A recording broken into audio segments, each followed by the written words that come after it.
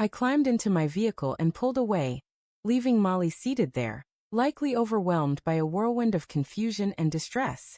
Her thoughts must have been spinning, grappling with the sudden turn of events. I understood how challenging it was for her to make sense of it all, but I couldn't linger. The truth I had uncovered weighed heavily on my heart. Yet, that evening wasn't about facing her or untangling the mess. It was about taking the initial, deliberate step toward reconstructing my existence, a life where she no longer belonged. As I drove, the crisp night breeze and the steady drone of the engine provided a calming undercurrent to my reflections. I needed to find some measure of tranquility, a path to escape this torment. When I reached Gabriel's home, the soft, inviting glow of the porch light offered a flicker of solace. The savory aroma of freshly baked lasagna wafted toward me, evoking the warm, secure haven that Gabriel and Rose always fostered. They welcomed me with heartfelt smiles, their expressions brightening as I stepped from the car, though I sensed they noticed the strain in my stance. Gabriel gave me a hearty pat on the back, his usual cheerful gesture. "Great to see you, Mason. Come inside, get comfortable," he said, his tone warm but tinged with quiet concern.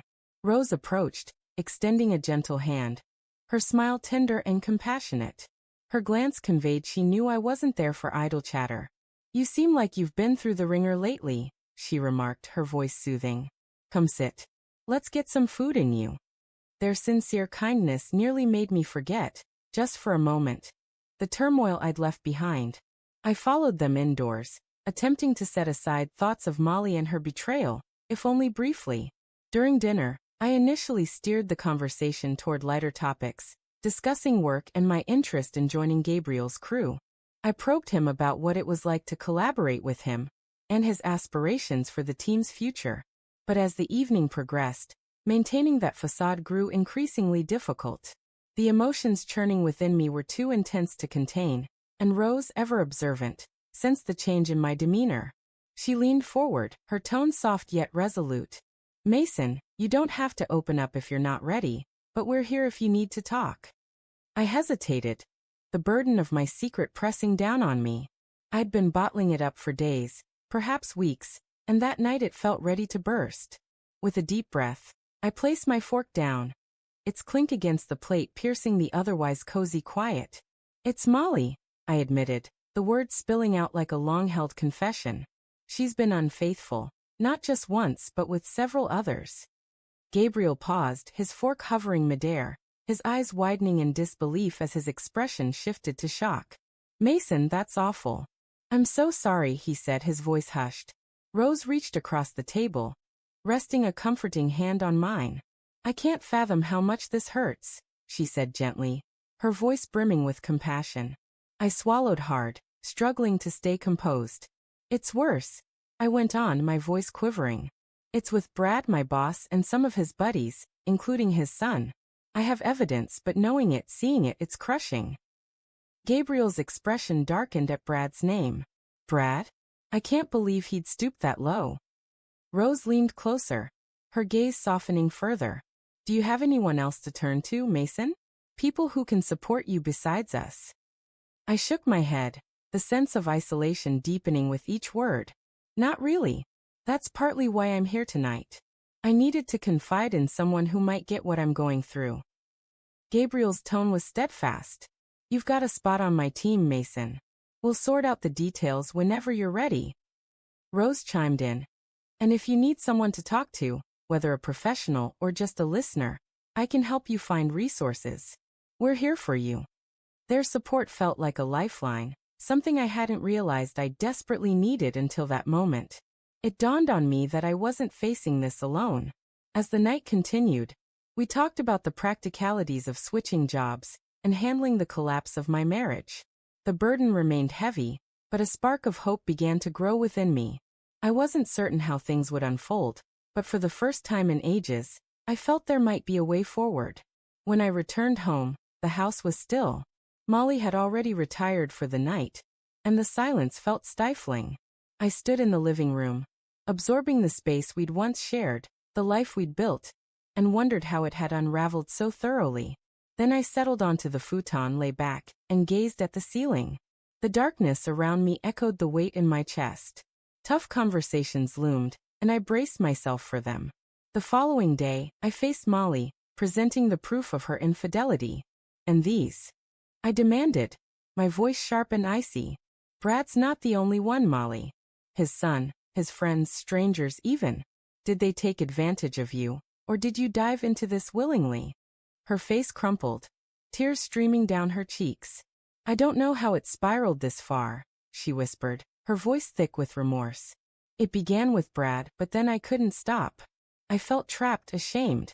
I didn't know how to face you. Trapped. I echoed, my frustration mounting. You weren't coerced, Molly. You made choices. Every one of them a betrayal. You let it spiral. And now you're acting like the victim. She sobbed, her hands covering her face. I know I ruined everything, Mason. I don't deserve your forgiveness, but I still love you. I slammed my hand on the table, the sharp sound cutting through her cries. Don't you dare claim you love me, I snapped. You don't devastate someone you love. You don't humiliate them, shatter their trust and destroy their life. Love. You discarded that the moment you chose Brad over me. She fell quiet, her tears her only reply. After a tense pause, I leaned back, my voice calmer but unwavering. This is done, Molly. There's no repairing this. I'll file for divorce and we're through. Her head bowed. What do you want me to do? She asked, her voice barely a whisper. Pack your things and leave before the papers arrive, I said. Stay out of my life, my home, my world. You wanted Brad and his chaos. You're free to have them.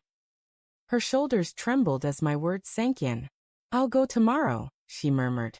I stood, unable to bear looking at her any longer. Good. The sooner the better. Without another word, I left the room, leaving her to face the consequences of her choices. Upstairs, I sat on the bed's edge, staring out the window. The magnitude of it all crashed over me.